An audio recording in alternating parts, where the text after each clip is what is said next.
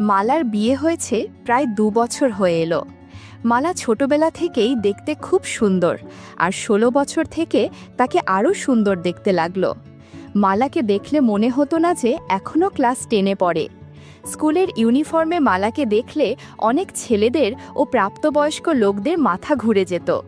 স্কুলে যখন মালা খেলাধুলা করত, তখন ছেলেরা তার দিকে তাকিয়ে যেন দেখত। স্কুলের ছেলেদের সঙ্গে সঙ্গে স্কুলের মাস্টাররা মালাকে খুব ভালোবাসত আর সুযোগ বুঝে একটু আশীর্বাদ করে দিত। মালা নিজেও নিজের সুন্দর রূপের জন্য গর্বিত থাকত। মালা যখন 19 বছরের, তখন মালার বিয়ে হয়ে গেল জীবনের সঙ্গে। বিয়ে পর্যন্ত মালা পর্দা করে লোকেদের কাছ থেকে নিজেকে বাঁচিয়ে রেখেছিল। বিয়ের আগে কারো সাথে সম্পর্কে জড়াবে না, বিয়ের পরে মালা তার স্বামীর সাথে খুব খুশি ছিল। কিন্তু সময়ের সাথে সাথে মালার স্বামী মালার সাথে সময় কাটানো কমিয়ে দেয়, যেটা মালার একটুও ভালো লাগতো না। প্রায় সময়ই সে একাকিত্ব অনুভব করে। একবার যখন মালার স্বামী 3 মাসের জন্য অফিসের কাজে বাইরে গেল, তখন মালার দেবর মালার সাথে সময় কাটিয়েছে। একদিন মালার শ্বশুরের বাড়ি থেকে খবর এলো যে তার শাশুড়ির খুব শরীর খারাপ হয়েছে। মালার শ্বশুর নিজের গ্রামের জমিদার, আর গ্রামে অনেক ক্ষেত খামার আছে। মালার বর রাজেন অফিস ছুটি না পাওয়ার জন্য গ্রামে যেতে পারল না, আর তার দেওর পড়াশোনার জন্য গ্রামে যেতে পারল না, আর তাই মালা একলা গ্রামে শাশুড়ির সেবা করতে চলে গেল। মালা বিয়ের পরে একবার তার শ্বশুরবাড়ি গিয়েছিল, আর তখন তার শ্বশুর শাশুড়ি খুব আদর যত্নও করেছিল, আর মালাও তাদের খুব সেবা করেছিল। মালার সুন্দর মুখ আর তার হাসি খুশি স্বভাবে তারা খুব খুশি ছিল। মালার শাশুড়ি সব সময় মালার গুণগান করতেন, আর মালার শ্বশুর তার রূপে গুণে একেবারে মুগ্ধ। কিন্তু এবার মালার শ্বশুর আর শাশুড়ি মালাকে কম করে 2 মাসের জন্য মালাকে পাঠাতে বললেন। 2 মাস থাকতে হবে শ্বশুর বাড়িতে শুনে মালা চমকে গেল, কেননা 2 মাস স্বামী বা দেবরের সঙ্গ ছাড়া মালার জন্য বেশ মুশকিল কাজ ছিল। গ্রামের বাড়িতে গেলে কারো সাথে সময় কাটাতে পারবে না ভেবে মালার মাথা খারাপ হয়ে যাচ্ছিল, কিন্তু তার কিছু করবার ছিল না। রাজেন এক রবিবারে সকালবেলা মালাকে একলা ট্রেনে বসিয়ে দিল আর বলে দিল যে গ্রামের স্টেশনে নেমে যেতে। মালা ট্রেনের জন্য আজকে একটা চুড়িদার পায়জামা আর কুর্তা পরেছিল। কুর্তাটা ছোট ছিল আর একটু টাইট বিধায় মালাকে একটু অস্বস্তিতে পড়তে হয়েছিল। ট্রেনের সবাই মালার দিকে তাকিয়েছিল। গ্রামের স্টেশন আসাতে মালা ট্রেন থেকে নেমে দেখল যে তাকে নিতে তার শ্বশুর আর শাশুড়ি এসেছেন। মালা শ্বশুরকে দেখে নিজের ওড়না নিয়ে ঘোমটা দিল। ট্রেন থেকে নেমে মালা তার শাশুড়ির কমলা দেবীর পা ছুঁয়ে প্রণাম করল। শ্বশুর দেখতে পেলেন যে বিয়ের পরে মালা আরও সুন্দর হয়ে গেছে। শাশুড়িকে প্রণাম করে মালা তার শ্বশুর অশোক ব্যানার্জিকে প্রণাম করতে গেল, আর সঙ্গে সঙ্গে তার শ্বশুর তাকে আশীর্বাদ করলেন। মালার শাশুড়ি তার বৌমাকে কাছে পেয়ে খুব খুশি ছিলেন। স্টেশন থেকে বেরিয়ে বাড়ি যাবার জন্য একটা টাঙ্গা করা হলো। প্রথমে কমলা দেবী টাঙ্গাতে উঠলেন, আর তারপরে অশোকবাবু নিজের পুত্রবধূকে টাঙ্গাতে উঠতে বললেন। বাড়িতে পৌঁছিয়ে কমলা দেবী মালার খুব আদর যত্ন করতে লাগলেন। গ্রামে এসে মালার প্রায় 15 দিন হয়ে গেল। শাশুড়ির শরীর ঠিক না থাকাতে মালা বাড়ির যাবতীয় কাজ নিজের হাতে নিয়ে সময় কাটাতে লাগলো। মালা নিজের শ্বশুর আর শাশুড়ির খুব সেবা করে তাদের মন জিতে নিয়েছিল। গ্রামেতে মেয়ে বউরা শাড়ি পরত, আর তাই দেখে মালাও শুধু শাড়ি পরতে লাগলো। এরকম অবস্থায় মালাকে দেখে শ্বশুর খুব আনন্দ পেতেন। মালার শাশুড়ি বিয়ের পর থেকে অশোকবাবুকে ভালোভাবে খুশি করতে পারেনি, যে কারণে অশোকবাবু তার ক্ষেতে কাজ করা সুন্দরী যুবতী মেয়েদের সাথে সময় কাটাতেন। ক্ষেতের মধ্যে একদিন কমলা দেবীর ছোট বোন মনোরমা কমলার থেকে 10 বছরের ছোট ছিল। অশোকবাবু যখন প্রথমবার মনোরমাকে দেখেছিলেন, তখন তার বয়স ছিল 17 বছর, আর মনোরমা তখন স্কুলে পড়ত। মনোরমা গরমের ছুটিতে দিদি জামাইবাবুর বাড়িতে বেড়াতে এসেছিল। অশোকবাবু নিজের ক্ষেতের পাম্প ঘরে মনোরমাকে নিয়ে গিয়েছিলেন একটা বিশেষ কাজের জন্য। সেদিনের পর মনোরমা 7 দিন অবধি ভালো করে হাঁটতে পারেনি, আর যখন মনোরমা আবার ঠিকভাবে চলতে পারল, তখন মনোরমা শহরে ফিরে গেল। কিন্তু শহরে গিয়ে মনোরমা বেশি দিন থাকতে পারল না। মনোরমা অশোকবাবুর কথা খুব মনে পড়তে থাকে।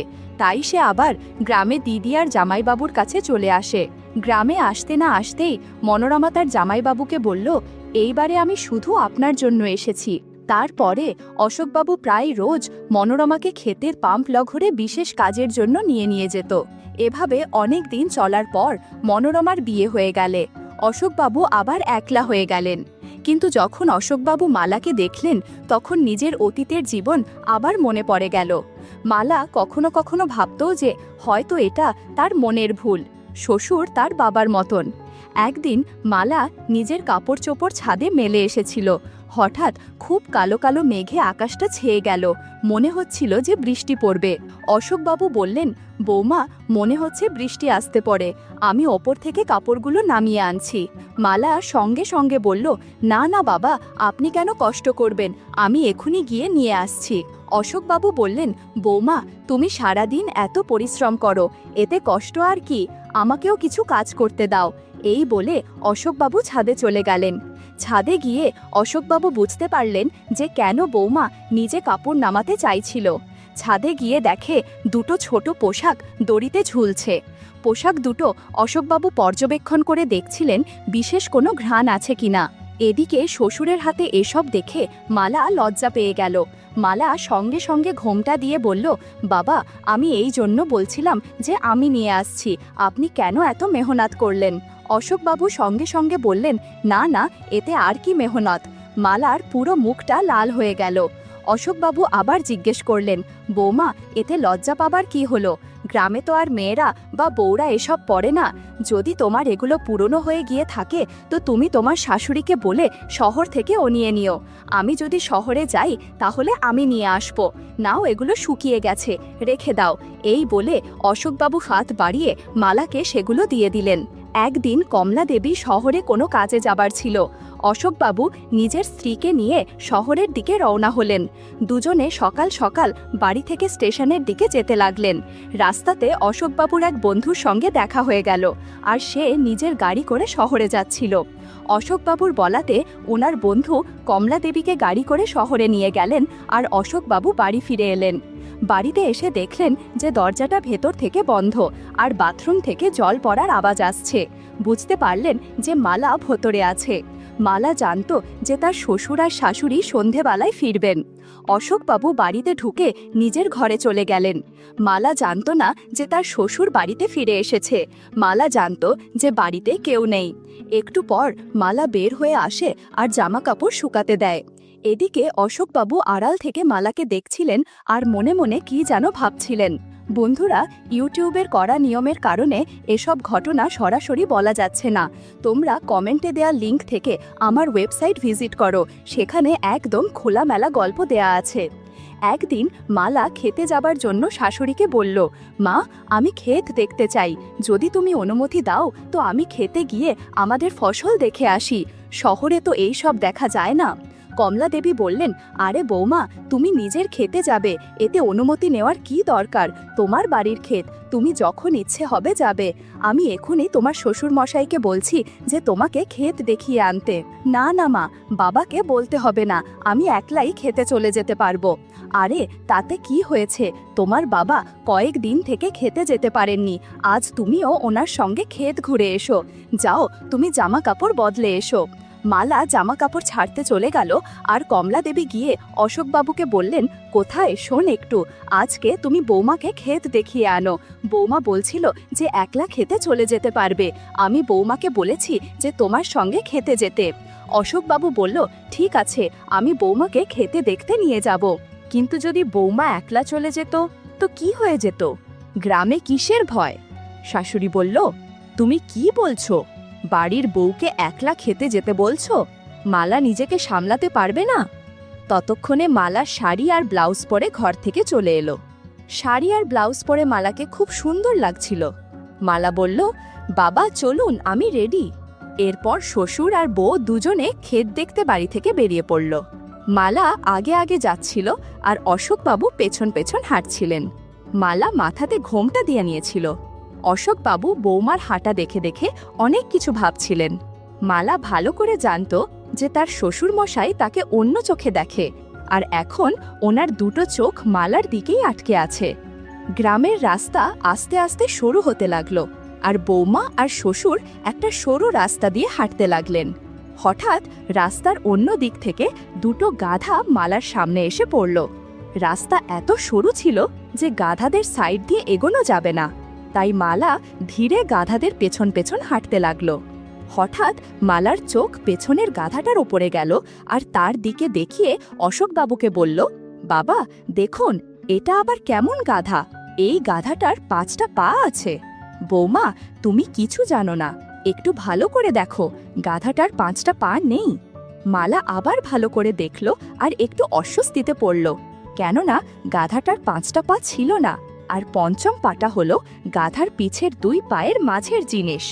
মালা বুঝতে পড়ল যে গাধারা কি করতে যাচ্ছে। এইবারে মালার ঘাম ছুটতে লাগলো। পেছনে শ্বশুর মশাই চলে আসছেন। মালা আফসোস করতে লাগলো যে কেন সে শ্বশুর মশাইকে কিছু জিজ্ঞাসা করতে গেল। মালার ভীষণ লজ্জা পাচ্ছিল। এইভাবে কথা বলতে বলতে বউ আর শ্বশুর খেতে পৌঁছে গেলেন।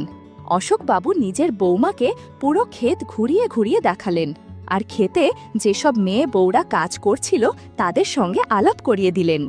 এত ঘুরে ঘুরে মালা হাঁপিয়ে গিয়েছিল, আর তাই অশোকবাবু একটা আম গাছের নিচে মালাকে বসিয়ে দিলেন আর বললেন, বৌমা, তুমি তোমার পায়ে তো বাছা হয়েছে, তুমি উই পাম্প ঘরে চলো, সেখানে তেলের বোতল আছে, আমি পা মালিশ করে দিব। মালা বলল, না বাবা, কি বলছেন আপনি? আমার থেকে বয়সে অনেক বড়, আপনি আমার পা মালিশ করবেন? এটা কি করে হয়? অশোকবাবু বললেন, আরে এতে কিছুই হবে না, তুমি আমাদের কত খেয়াল রাখো, আর আমি তোমার জন্য এটুকু করতে পারবো না? এরপর অশোকবাবু মালাকে ধরে পাম্প ঘরে নিয়ে গেল। এখানে একটা ছোট চৌকি রাখা ছিল। অশোকবাবু মালাকে বসতে বললেন আর মালার পায়ে তেল মালিশ করতে লাগলেন। ধীরে ধীরে পাম্প ঘরের মধ্যে অনেক কিছু পরিবর্তন হতে শুরু করে। ক্ষেতের মধ্যে গ্রামের যেসব মেয়েরা আর বউরা কাজ করত, তারা দেখল পাম্প ঘরের ছোনের বেড়া ভূমিকম্পের মতো কাঁপছে, কেমন যেন শব্দ হচ্ছে। ঘণ্টাখানেক সবকিছু স্বাভাবিক হলো, আর অশোকবাবু মালাকে নিয়ে বেরোলেন। অশোকবাবুর সেবা যত্নে মালা অনেক খুশি হয়েছে। এরপর থেকে মালা প্রায় সময় আমঘরে যাওয়ার বায়না ধরত, আর অশোকবাবু মালাকে নিয়ে পাম্প ঘরে যেত। বন্ধুরা, ইউটিউবের গল্পগুলো শুনে মজা না পেলে আমার ওয়েবসাইটে দেয়া গল্পগুলো শুনতে পারো। সেখানে প্রতিদিন খোলামেলা গল্প আপলোড করা হয়। কমেন্টে ওয়েবসাইটের লিংক দেয়া আছে।